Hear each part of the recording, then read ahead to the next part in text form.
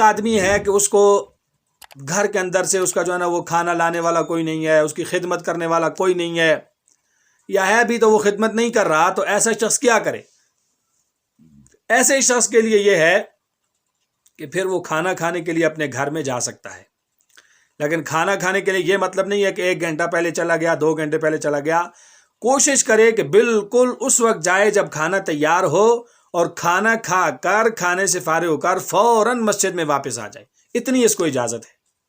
اگر گھر کے اندر نہیں ہے، کسی ہوٹل وغیرہ پر اگر کھانا کھانا چاہتا ہے تو یہ بھی کر سکتا ہے، لیکن ہوٹل پہ بھی جا کر بیٹھ جانا، گپے لگانا، یہ نہیں ہے، بلکہ وہاں پر جائے اور اپنی حاجت کو پورا کرے، کھائے کھانا اور فوراً جو ہے نا وہ واپس آ جائے، اس لیے تو وہ نکل سکتا ہے۔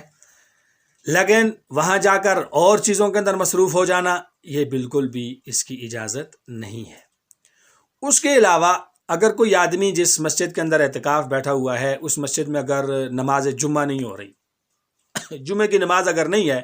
تو یہ آدمی جمعہ پڑھنے کے لیے جامع مسجد کے اندر جا سکتا ہے، لیکن اس کے اندر بھی خیال کرنا چاہیے کہ جب یہ جامع مسجد کے اندر جائے گا تو صرف اتنی دیر پہلے جائے کہ وہاں جا کر جو ہے نا وہ نماز جمعہ سے پہلے جو سنتیں ہیں وہ ادا کرے، اور کوشش کرے کہ امام سلام پھیرے، نماز سے فارغ ہو تو یہ فوراً واپس آ جائے، اور آ کر جس مسجد میں اعتکاف بیٹھا ہوا ہے اسی مسجد کے اندر آ کر بقیہ اپنی نماز پوری کر لے۔ اس کے لیے بہتر یہی ہے۔